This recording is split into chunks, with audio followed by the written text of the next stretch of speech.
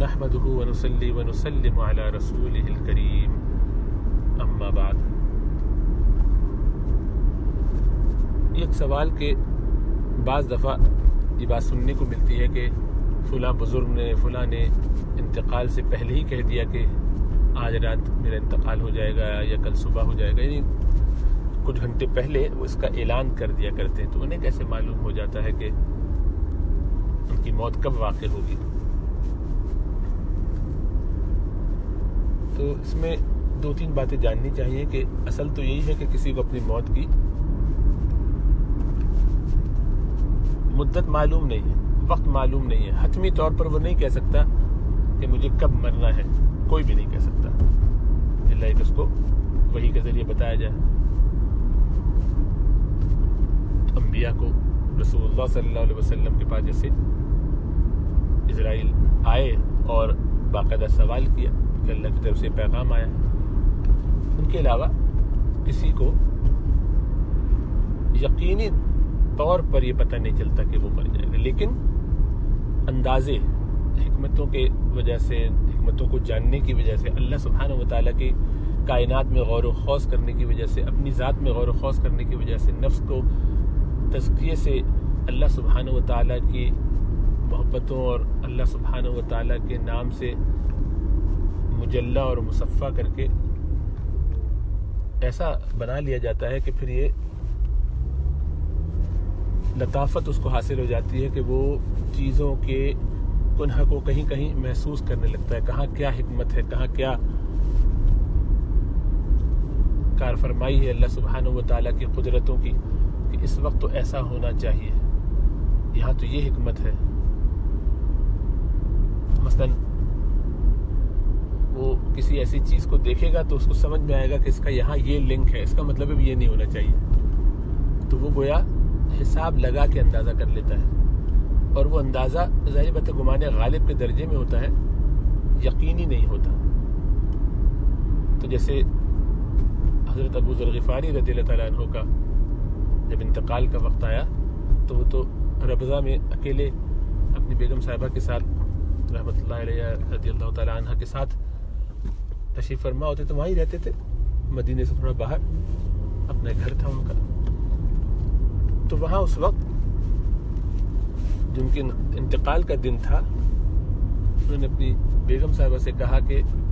ہانڈی چڑھاؤ اور اس میں خوب کھانا بناؤ۔ وہ بھی اللہ کی نیک بندی، شوہر کا حکم آیا مان لیا، لیکن دل میں یہ بات تھی کہ کھانا پکانے کو کہہ رہے ہیں، یہاں پر تو ہم دو لوگ ہیں، کبھی کوئی آتا جاتا بھی نہیں ہے، اور جناب وہ اپنا معمول کر کے لیٹ گئے، انتقال ہو گیا اس کی حالت میں، اور ادھر انتقال ہوا تو اب یہ پریشان تھی کہ کیا کیا جائے۔ تو وہاں سے صحابہ کرام کی ایک جماعت عبداللہ بن مسعود رضی اللہ تعالیٰ عنہ اور ان لوگوں کے ساتھ وہاں سے گزری اور ان کے ہاں پڑاؤ کیا، ملاقات کی۔ تو وہ اتنے ہی لوگ تھے کہ جن کے لیے وہ کھانا کفایت کر جاتا۔ انہوں نے باقاعدہ ان کو غسل دیا، ان کا جنازہ پڑھا، انہیں دفنایا، اور ان کے لیے کھانے کا انتظام ہوا تھا کہ مسافر ہیں۔ تو ظاہر بات ہے کہ حضرت ابو ذر غفاری رضی اللہ تعالیٰ عنہ کو اس کا اندازہ ہوا۔ تو یہ اندازہ ہر اس شخص کو ہو جائے گا کہ جس نے موت کو ذرا قریب سے دیکھا۔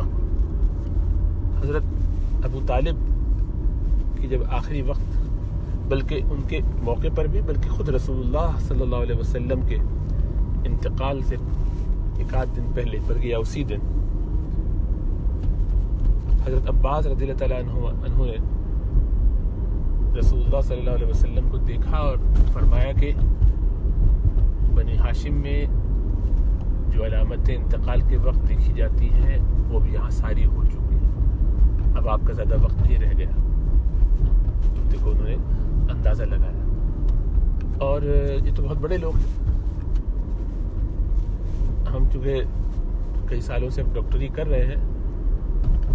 تو مریضوں کو دیکھتے ہیں اور کئی دفعہ ان کے گھر والوں کو بھی بتا دیتے ہیں، اور گھر والے نہ سننا چاہیں یا کمزور دل کے ہوں، رونا دھونا شروع کر رہے ہوں، تو ان کو تو تھوڑی حوصلہ دلانے کے لیے نئی بھی باتیں کرتے، لیکن اپنے ڈاکٹر سے کہہ دیتے ہیں کہ ان کو آہستہ آہستہ دن میں بھی ایک آدھ دفعہ کہہ کے خیال کرنا تھا کہ ان کا ذہن بن جائے. اب یہ ڈینائل میں ہے کیونکہ یہ اگر کل تک حیات ہوئے صاحب یا صاحبہ تو بڑی حیرت ہوگی مجھے. یعنی ہمیں اندازہ ہوتا ہے کہ چند گھنٹے کے مہمان ہیں یا 24 گھنٹے، بس وہ خالی اندازہ ہوتا ہے. کہہ دیتے ہیں کہ یہ آج رات. اب اس کو کوئی آدمی کبھی کہہ دیتا ہے کسی خاص انداز میں، تو اس کا مطلب نہیں ہے کہ اس نے غیب دانی کا کوئی دعویٰ کیا ہے یا اسے کوئی غیب کا علم ہو گیا ہے، بلکہ اس نے وہ ساری علامتیں دیکھ لیں جس کی بنیاد پر بات سمجھ میں آ گئی. کبھی جملے سے سمجھ میں آ جاتی ہے. چنانچہ جب اذا جاء نصر اللہ والفتح یہ نازل ہوئی تو ابو بکر صدیق اور اسی طریقے سے صحابہ کرام یہ رونا شروع ہو گیا کہ ارے یہ کیا ہوا، اور انہیں سمجھ میں آ گیا کہ اس آیت کا مطلب یہ ہے کہ مشن پورا ہو چکا. تو ایک موقع پر رسول اللہ صلی اللہ علیہ وسلم نے فرمایا کہ اللہ نے بندے کو ایک اختیار دیا تو بندے نے اس اختیار کو قبول کر لیا. تو ابو بکر صدیق جب رونے لگے تو کسی نے کہا کہ اس بوڑھے کو کیا ہوا؟ رسول اللہ صلی اللہ علیہ وسلم کسی شخص کی بات کر رہے ہیں اور یہ صاحب بلا وجہ رو رہے ہیں. تو سمجھانے والوں میں سے جو کچھ تھے سمجھدار، انہوں نے کہا یعنی جن کو زیادہ بات گہرائی کی سمجھ میں آ سکتی تھی، سمجھدار تو سبھی تھے ماشاءاللہ، لیکن کچھ لوگوں کو زیادہ باریکی سمجھ میں آتی ہے جو ڈیپتھ رکھتے ہیں. تو انہوں نے کہا کہ نہیں، اس سے مراد یہ ہے کہ وہ بندہ خود رسول اللہ صلی اللہ علیہ وسلم ہے. جب آپ کا مقصد پورا ہو گیا، جب اللہ کی مدد اور نصرت آ گئی، تو اب رسول اللہ صلی اللہ علیہ وسلم کو دنیا میں رہنا تو نہیں ہے، کیونکہ دنیا میں اپنے مشن کو مکمل کر لے تو مالک واپس بلا لیتا ہے کہ جاب ڈن، اب واپس آ جاؤ. تو اب دیکھیے یہ اندازے جو ہے ہو جایا کرتے ہیں. اسی طریقے سے خود رسول اللہ صلی اللہ علیہ وسلم کو تو اللہ نے وحی کے ذریعے بتایا تھا، اسی لیے آپ نے حضرت فاطمہ رضی اللہ تعالیٰ عنہا سے بھی کہا کہ اب تمہارے والد اس دنیا میں نہیں رہیں گے، اور وہ روئیں. اور پھر فرمایا کان میں ایک اور بات، تو ہنسی. پوچھا حضرت عائشہ نے بعد میں، تو انہوں نے بتایا کہ پھر دوسری بات یہ فرمائی تھی کہ تم سب سے پہلے مجھ سے آ کے ملنے والی ہو. تو آپ صلی اللہ علیہ وسلم کو بھی وحی کے ذریعے تو پتہ چلتا ہی تھا، اندازے بھی ہوتے. یہ کوئی اچنبے کی بات نہیں ہے، لیکن یہ ذہن میں رہنا چاہیے کہ یہ کوئی حتمی بات انبیاء کے علاوہ، رسول اللہ صلی اللہ علیہ وسلم کے علاوہ کبھی بھی حتمی نہیں ہوتی، تجرباتی ہوتی ہے اور اندازے ہوتے ہیں. اور کبھی اللہ سبحانہ و تعالیٰ بندوں کے آنکھوں کے سامنے سے غیب کے پردے ہٹا دیتے، اللہ اس پر قادر ہے. تب سوال یہ ہوگا کہ جن کو یہ پتہ چل گیا وہ تو کوئی فائدے میں رہے. نہیں، ایسا نہیں ہے، بلکہ یہ جنوں کو اس کا اندازہ ہوتا ہے وہ اللہ کے اتنے قریب پہلے سے ہوتے ہیں کہ ان کو اس سے فرق نہیں پڑتا. جیسے سیدنا علی رضی اللہ تعالیٰ عنہ نے فرمایا تھا کہ اگر یہ غیب کے پردے ہٹ جائیں تو ہم صحابہ اپنے زمانے میں جو لوگ کے سمجھتے ہیں ہمارے درمیان یہ غیب کے پردے اگر ہٹ جائیں تو ہمارے ایمان میں اضافہ نہ ہو. فرماتے ہیں کہ میں اگر غیب کو ہٹا کے دیکھ لوں تو مجھے کوئی فرق نہیں پڑے گا. کیوں نہیں پڑے گا؟ اس لیے کہ ان لوگوں کی تربیت ایسی ہو چکی تھی کہ اللہ سبحانہ و تعالیٰ کا دیدار گویا اپنے دل کی آنکھ سے کرتے رہتے تھے. تو جس نے اپنی زندگی ایسے وقف کر دی ہو، اس کو اگر 1 گھنٹہ پہلے 10 گھنٹے پہلے پتہ بھی چل جائے تو وہ پہلے ہی سے کر رہا ہے جو اسے کرنا چاہیے، اس سے کیا فرق پڑے گا. اس لیے اس میں بالکل ذہن میں خیال نہیں آنا چاہیے کہ کوئی انڈیو فیور ہو گئی، بالکل نہیں ہوئی. یہ تو محرم راز کو ذرا آنکھ سے تسلی، محبت، تعلق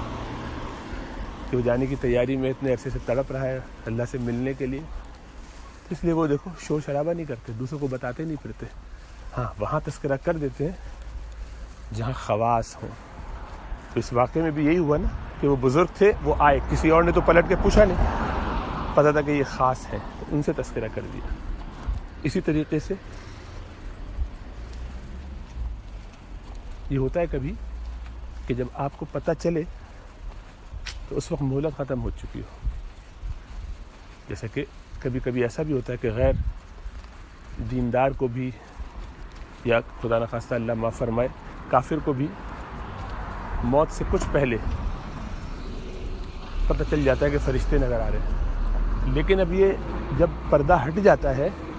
تو اس وقت عمل کی مہلت ختم ہو جاتی ہے، ایمان والوں سے بھی اور غیر ایمان والوں سے بھی، یعنی جن کا اندازہ تھا، حتمی طور پر نہیں، اندازہ تھا، علامتیں دیکھی، انہیں محسوس ہو گیا آہا یہ علامت تھی۔ اس کی حصی مثال یہ ہے کہ وہ علامتیں تو دنیا میں موجود ہیں، اگر آپ توجہ سے دیکھ رہے ہوتے،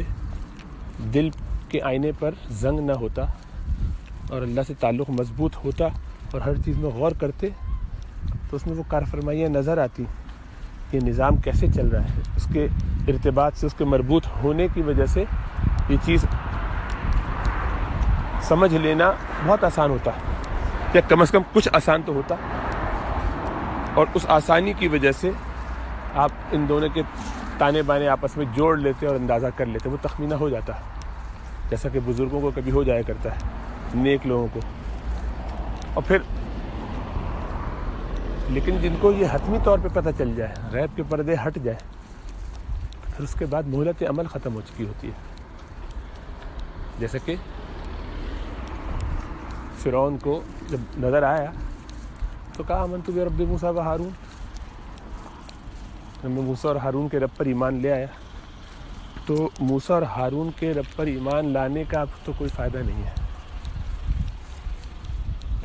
کیونکہ فرشتے دیکھ کر یا غیب کے پردے ہٹ جانے کے بعد عالم بالا سامنے کھل جائے تو اب مہلت ختم، اب جو ہے معاملہ ختم ہو چکا ہے، اب تو آپ پرچہ دینے آ جائیے۔ ایسے کہ جیسے وائوا کے اندر کھڑکی سے ابھی دروازے سے داخل ہوئے نہیں ہیں اور ایک جھلک نظر آ گئی، او ہو یہ تو یہ لیور رکھا ہوا ہے، اور لیور کے بارے میں سوال ہوگا، اناٹمی کا کسی اور ڈیمونسٹریشن کا،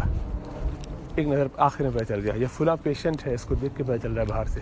تو آخری لمحے میں ایک نظر پتہ چل جائے تو اس سے کوئی فرق نہیں پڑتا، وہ تو سامنے ہی ہے، بس اس وقت کا عمل قابل قبول نہیں ہے، جیسے معلم یغرغر، کسی توبہ نہیں قبول ہوتی اس آخری وقت میں، جیسے حضرت نے بھی فرمایا دامت برکاتہم کہ بندہ جب ایسے پردے ہٹ جائیں اور کچھ چیزیں دیکھ لے غیب کی تو اس وقت اس کا عمل بظاہر آپ کو نظر آ رہا ہے کلمہ پڑھتے ہوئے، لیکن وہ اس کے لیے مفید نہیں ہوگا، کیونکہ یہ غیب کے پردے ہٹ جانے، یعنی حتمی طور پر اپنی موت کا یقین ہو جانے کے بعد، جس کو غیب کے پردے ہٹ جانے کے بعد حتمی یقین ہو جائے، اس کے لیے اب کوئی عمل نہیں باقی رہ گیا، مہلت عمل ختم ہو چکی ہے، اس لیے آپ کوئی اشکال نہیں ہونا چاہیے۔ تو جو حصی مثال میں کہہ رہا تھا وہ یوں تھی کہ آپ راستے میں چلے چلے جا رہے ہیں اور سارے سائنس لگے ہوئے ہیں کہ جیسے ٹریفک زیادہ ہے، اتنی اسپیڈ پہ چلو، بندہ کہتا ہے میں نے سائن دیکھی نہیں، دوسرا کہتا ہے ہم نے تو دیکھی، ہماری گاڑی میں تو ہمیں ٹکٹ نہیں لگا، کیمرے سے تصویر نہیں کھینچی، اس نے کہا نہیں میں نے دیکھی نہیں، واقعی میں تھی بھائی، تمہاری نظر نہیں پڑی، یار میں دیکھتا ہوا آ رہا ہوں، نہیں تم نہیں دیکھ رہے، ایسے کہ تم فون پہ تھے، تم کسی اور کام میں تھے، تو تمہارے اور میرے میں فرق یہ ہو گیا، تو بندہ بظاہر دیکھتا ہے لیکن اس کو نظر نہیں آتا، نظر اس کی گھوم رہی ہوتی لیکن رجسٹر نہیں کر رہی ہوتی، تو ایسا ہوتا ہے کبھی، تو وہ علامتیں کبھی کبھی ہم سب اگر چاہیں تو دیکھ سکتے ہیں، لیکن اس پر توجہ نہ کرنے کی وجہ سے ہمیں وہ نظر نہیں آتی، لہٰذا ہمیں ایسا لگتا ہے، دوسروں کو بھی وہ اندازے ہو جاتے ہیں، ہمیں بھی ہو جاتے ہیں۔ خلاصہ یہ ہے کہ موت کا وقت کسی کو حتمی طور پر نہیں پتہ چلتا، لیکن اندازے ہوتے ہیں اور کبھی اللہ دکھا دیتے ہیں، اور جو دکھایا جاتا ہے وہ بھی چونکہ اشارے ہوتے ہیں، کوئی وحی کی صورت نہیں ہوتی، تو اس پہ بھی حتمی فیصلہ نہیں ہوتا، بس ایک گمان ہوتا ہے، گمان غالب ہوتا ہے۔ اللہ فضل فرمائے، کرم فرمائے۔